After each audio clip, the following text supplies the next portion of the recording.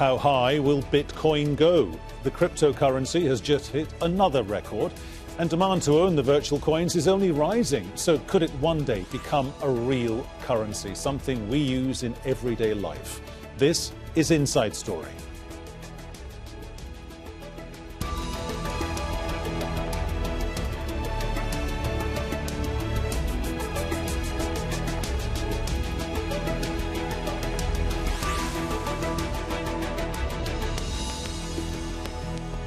Hello and welcome to the programme. Today with me, Peter Dobbie. One man's pizza bought with 8 bitcoins in 2011 was worth just a few cents way back then.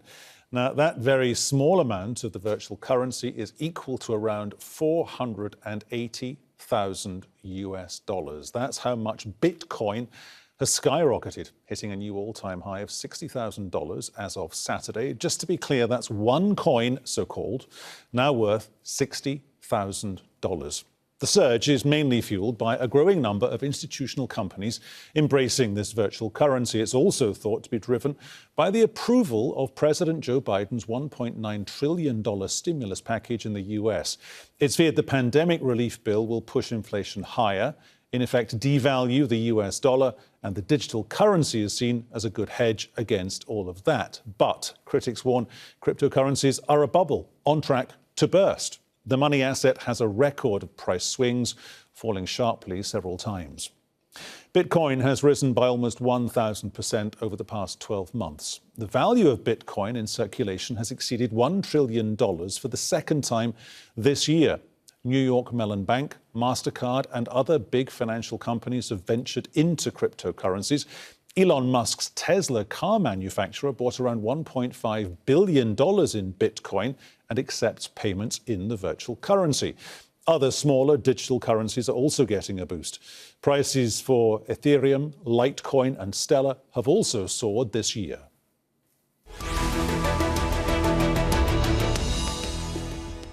OK, let's get going. Let's bring in our guests. In New York, we have John Biggs, editor of Gizmodo, a technology website. In London, we have Glen Goodman, author of The Crypto Trader. And in Liverpool, we have Gavin Brown, a senior lecturer in financial technology at the University of Liverpool. Gentlemen, welcome to you all. Glen in London, coming to you first. Why is there no stopping Bitcoin? Bitcoin has been on a roll now pretty much since it was invented. You know, the trajectory has been upward, and every few years, the price in particular has a stumble, and a major stumble at that. In fact, every single time there's a dip, it kind of gets to the point where a lot of people, even in the industry, are starting to question whether it's going to last in the long term. But that always turns out to be a sort of false crisis, and very quickly good news starts happening, the price starts rising, and everything gathers steam again. And every time we get one of these booms, which happen every few years, there are more and more announcements that come along, this time from financial institutions mainly, and large companies like Tesla, that kind of reinforce the idea that Bitcoin is being integrated into the international financial system. The original plan, of course, was for it to be utterly renegade on the outside, and everybody who was into it were kind of tech mavericks, libertarians, those kind of people. But this time round, we're seeing the big banks, the institutions, start to embrace Bitcoin and try to bring it within the fold. Gavin Brown in Liverpool, why is it so attractive to Tesla, and as opposed to only being very attractive to the big institutional investors? Yeah, I think certainly with the Tesla perspective, I mean, probably one of the key angles there is the very nature of their product and their target market, quite a forward-looking organization. And the idea that they're looking for, the next generation of currency is potentially, a currency that they're willing to accept payment for their goods and services for is quite a nice step from a kind of marketing and PR perspective. But I think more than that, what Tesla has represented or what they've seen with that purchase is the idea that if you've got surplus US dollars or a similar fiat currency on your balance sheet, you can actually exchange some of that money in return for something, let's say, like Bitcoin, and actually use Bitcoin as what we call almost like a reserve asset or a treasury reserve asset. Now, based on the purchase that Tesla did, which was $1.5 billion in January of this year, depending on the exact timing and depending on how long they've held that position for, if at all, it's likely that they've made anywhere from between $500 million to $1 billion on that single trade in between a 4 and 6 week period, which, just to put that into context, is more than they made in terms of profitability from selling cars in the entirety of 2020. It's about half their research and development costs. So, certainly a very shrewd move, and certainly a move where, when we look to people like Elon Musk, they're very vocal in terms of cryptocurrency in particular, and that around Bitcoin, it's obviously a relatively decent match in terms of the strategic compatibility between the currency and obviously from the perspective of the organization as well. John in New York, can I ask you a question? The last time that I felt I should have asked, the last time we chatted about Bitcoin, I think it was about 5-6 weeks ago now. We're calling it a currency. Is that nomenclature wrong? I mean, it's not a currency. It isn't underpinned by anything that's real, coinage, notes, gold, silver. Should we actually be calling it a commodity? Why not? I mean, look, there's lots of other pie in the sky stuff that's given value. You could also say that many commodities don't have implicit value. Gold doesn't have an implicit value outside of a few uses in electronics, and then also you can wear it, right? It's a store of value, let's say, and that value is created by the system that runs it right now. Right now, the Bitcoin is basically priced against the difficulty of obtaining it, which is basically what everything else is, right?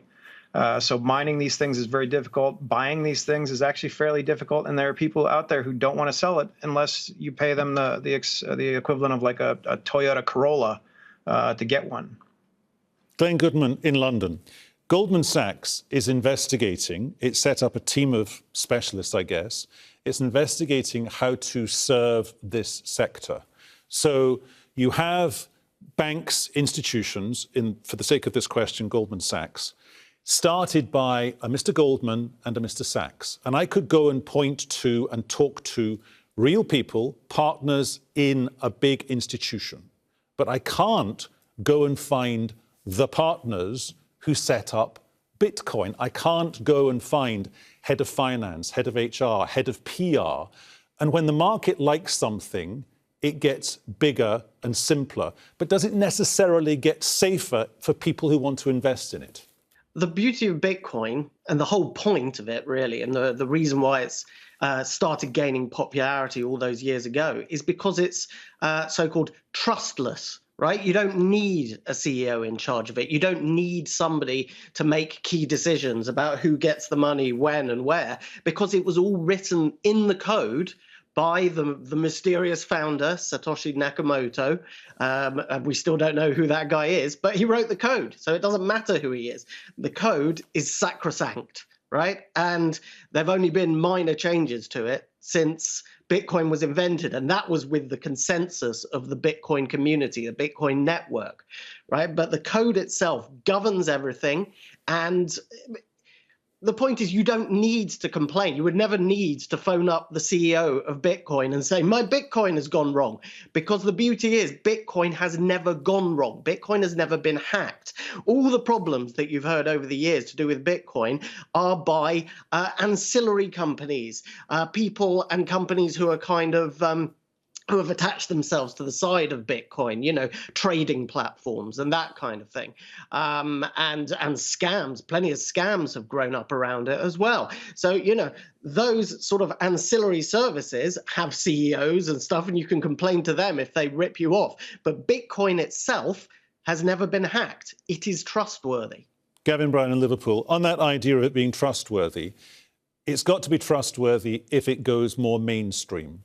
As we're having this conversation, the biggest US cryptocurrency exchange has applied to the NASDAQ to be listed on the NASDAQ. So it will then move away from the point that Glen Goodman in London was making. It will go away from being a rogue, from being a rebel, to being kind of half in, half out, of being mainstream. Yeah, for sure. And I think it's important there to draw a distinction between the underlying asset or currency or whatever kind of taxonomy we wish to use of Bitcoin itself versus the stakeholders, the market actors, the brokers, the exchanges, the investment bankers, the financial advisors, the traders, retail investors, as well as institutional investors. All of these institutions are what are looking for regulatory approval and regulatory adoption, if you like.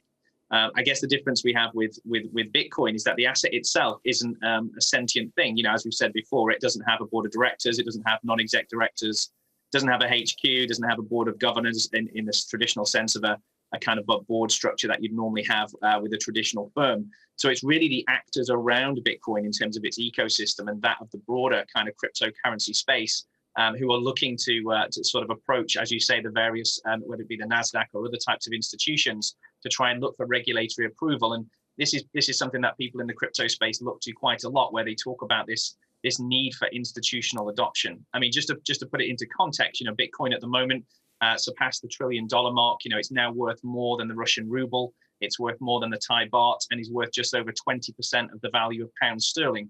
So it's ceased to become a kind of periphery asset on the kind of fringes and darker parts of the financial system, and is now moving into these sort of institutional norms that we might come to expect with a more mainstream asset in particular. John Biggs in New York, these cryptocurrencies all make a virtue of doing the thing they do, which is they operate in parallel to, but outside of government or central bank control. Is that a good thing or a bad thing? And if they move mainstream, they've got to stop doing it, haven't they? Of course. I mean, they're going to be regulated. And remember, the cryptocurrencies actually don't do much better than the normal banking system does. I can swipe my card in Switzerland and it'll pop up on my phone instantaneously, even though everything is based in the US. You can't do that with crypto. So a lot of the features of the current banking system that took hundreds and thousands of man hours to build out over the past 50 to 100 years aren't available with crypto. It's very, very nascent. It's very, very simple. My view is that all this stuff goes underground. It disappears behind the scenes in the IT labs of the major banks, and they basically strip it for parts and start using it for themselves. All of this talk about creating mainstream usage and implementing it. So I don't know, I go across the street to the bodega and I buy a sandwich with Bitcoin. It's not going to happen. There are methods that you could use associated with that, but all those methods have to be regulated. You're going to be in a situation where a vast majority of this stuff requires know your customer information. I have to send my picture. I have to send, I don't know, DNA samples and also the crazy stuff to these exchanges just to do business with them. And it's only going to get worse unless it basically gets subsumed in the entire banking system, and all these images that you're showing right now, the Bitcoin ATMs and all this other stuff, goes away. Because as it stands, the current system, and as they said, the players are the worst actors in this space. Bitcoin hasn't been hacked, but plenty of people have been hacked and scammed and ruined by playing in this space. Gavin Brown in Liverpool, just to go back to that point you were making earlier, Gavin, about the percentage footprint that Bitcoin has with all the major currencies around the world.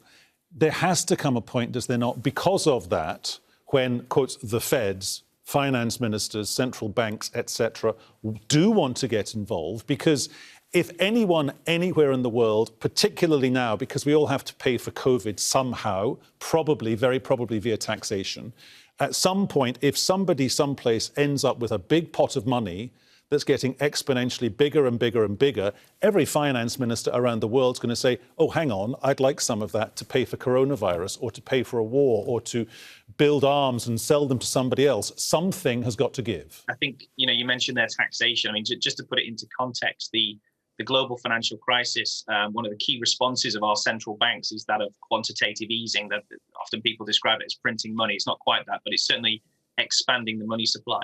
And back in 2007, 2009, the total expansion of the money supply was about $2 trillion. Now, just to put that into context, you've probably seen recently with the original US response was just short of $2 trillion in the CARES Act just over a year ago, and another 1.9 trillion coming through today from the Biden administration. So what we've seen is that over the last decade plus, and then accentuated by COVID again, is this reliance on quantitative easing on as the main monetary mechanism in terms of actually responding to a crisis and trying to manage the broader economy. And I think something that was mentioned before was the idea that, you know, that's the type of argument which plays quite nicely into the kind of justification for potentially considering something like Bitcoin, which is finite by design. You know, Bitcoin has been pre-designed, pre-coded.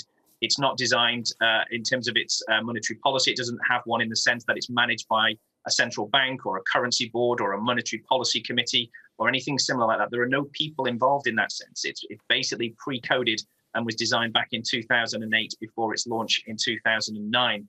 And I certainly think that is a key argument for those individuals who are looking to potentially speculate on the value of a Bitcoin asset. I guess the broader thing is, though, is that obviously if we see more adoption going, and I don't necessarily think we will, I agree with the previous speaker from New York, I see genuinely a more of a response from the nation state. We're already seeing the movement of the digital dollar movement in the US. We're seeing that similar things happening in China, who are very far ahead in launching their own central bank digital currency. So these are currencies which use all the great advantages of something like Bitcoin, but to sort of enable their economy and give empowerment to individuals. But at the same time, they're not willing to necessarily afford the anonymity that something like a Bitcoin or similar cryptocurrencies grant the individual. Let's go back to our guest in New York, John Biggs. John, can I ask you a slightly kind of left field question? Because there was nothing on the telly here in Doha last night, I was watching one of my favorite movies, Terminator 2. And it occurred to me, thinking about Bitcoin this morning, is Bitcoin the Skynet of the world's financial markets, maybe in 5 or 10 years' time? Because to pick up on that point that Gavin was making, it's pre-coded and it's wrapped up with this idea that, you know, Bitcoin is going to do its own thing. It's going to be outside the mainstream because it's smashing the privileged monopoly of the financial system, of the banking system. But that's not perhaps such a great thing to say.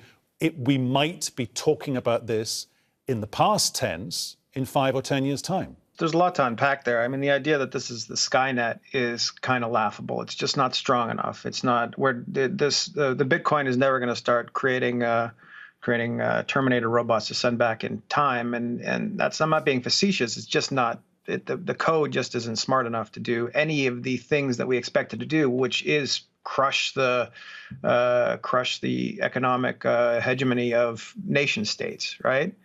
So let's assume that at some point we use the tools that Bitcoin has given us, and we're using that word Bitcoin interchangeably with cryptocurrencies, but you could also say Ethereum, which is a programmable currency to a degree. And a few other currencies that are privacy-based, et cetera. But just on a broad level, if I'm a nation state right now, if I'm a government, what I want to do is I want to use these tools to digitize my currency, to change the way it's bought and sold, to change the way the volatility is managed, et cetera. And I want to move away from paper, and I want to move away from non-digital means of money transfer. Having a cryptocurrency based current nation state currency is vitally important for a lot of these folks because it gives you instantaneous access to everybody's wallet. You can see exactly what Joe Smith down the street has spent on, I don't know, a powerboat, and you can see exactly what a organization has spent on feeding the poor, for example. So you're in a very, very interesting position when you start using this stuff. If you strip away all the things that the cypherpunks love about crypto, which is essentially this false sense of anonymity and the ability to move this money without too many bells going off at the IRS or any other taxation office, then you've got something fairly interesting, and it's also kind of dangerous to the average person. But again, the average person isn't going to be taking part in the current crypto market. The vast majority of people in the world don't actually understand or even care what's going on in the crypto markets. It's great for folks who bought 1,000 of them, I don't know, in 2010, but it's not so great for somebody who is still using a non-smartphone to get, I don't know, crop prices somewhere in Central Africa. So help them, okay. And the only people that are going to think to help them are probably going to be the governments. Okay. Glen Goodman, coming back to you in London there, we're now living at a time of kind of printing press economics around the world because, as Gavin Brown in Liverpool has correctly said, we've got to pay for COVID somehow. That's going to be a multi-trillion dollar, pound, euro, whatever your currency is. It's going to be in the trillions for years and years to come. You're clearly quite a fan of cryptocurrencies, or this particular cryptocurrency. Fans like you all say the same thing. They say it's a safe place to go. It is akin to gold. But it's not akin to gold, because if there's problems with the US dollar, that's why you have Fort Knox. If there's problems with pound sterling, that's why you have the Bank of England, because someplace there are big lumps of gold underpinning a real currency. And that's the thing I just don't understand about this. How can it be safe for ordinary investors, not big institutional guys who've got billions socked away, but people like the four of us who maybe want to put 10, 15, 20,000 something or other into an investment and let it sit there for a decade? Those currencies aren't underpinned by gold anymore. They used to be underpinned by gold, but Richard Nixon broke the link between the dollar and the gold and gold in the early 70s. And ever since then, fiat currencies have been exactly that. They're just pieces of paper that the government guarantees. Gold is really nothing to do with them. And yeah, we keep some gold, but not very much. In the UK, in the US, they keep more gold, but still not a great deal. The key point, and another misconception is that I'm a huge Bitcoin fan. I have a certain amount of skepticism, like you do, about the idea that it will ever take over from the US dollar and from fiat currencies. But I think I disagree with John, because he said it won't defeat the dollar and fiat currencies. It won't be the Skynet that beats them. But the current narrative amongst Bitcoin aficionados, and obviously there's a huge number of them now, is not about it beating the dollar. It's about the dollar dying first, and then Bitcoin filling the void. The narrative goes that the Fed is printing huge amounts of money, and so are other central banks, and that this will cause a huge economic boom later this year, probably. And then with the economic boom, we get huge amounts of inflation, and then they have to raise interest rates, and then that crashes the economy. And but the inflation is still there, and then it crashes the dollar, and the dollar has been overprinted, and the dollar goes to zero, and so do other fiat currencies. And what fills the void? Gold and silver, perhaps, but also Bitcoin, for exactly the same reason, that it's kind of but silver at the moment is, according to some people, being held artificially low, isn't it? Silver at the moment is, according to some analysts, being held at an artificially low price because people have gone to gold and there literally isn't enough gold to subsidize the number of people that want to go there as a safe haven. I want to move on to my last couple of points. Let's just go back to Gavin Brown in Liverpool. Gavin, what's the difference between Bitcoin and .com? Because everyone said in the 90s and the noughties, oh, .com, get in, make loads of money, get out. I'm not, from a fiscal point of view, sure that I see much of a big difference here. Well, I mean, we say that, but I mean, just to put it into perspective, Reuters did an article just at the end of last year, which showed that the entire market value of all American tech companies, most of whom were originated in the .com or just earlier to the pre-.com era, their total valuation was more than the entire European stock markets. So that all listed companies across the whole of Europe.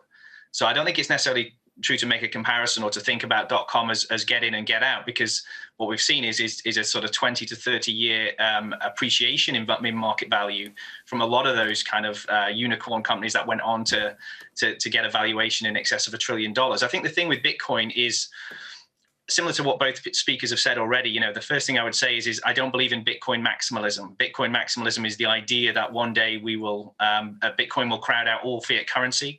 And it's only when you actually agree with that type of argument that you can see, even exponential gains from the current all-time price high that we're in at the moment. But equally, I don't necessarily see Bitcoin disappearing. I think there will always be an appeal for an asset or currency type equivalent that banks the unbanked, that allows people to move money without the need for financial intermediaries and their own banks. I think the key thing, though, at the moment is that if you look at, say, something like Bitcoin, its capacity is very limited. A lot of people use that argument against it. For instance, Bitcoin typically processes about 7 transactions per second. Compare that to the Visa payment network, which is around about 20 to 30,000 transactions per second.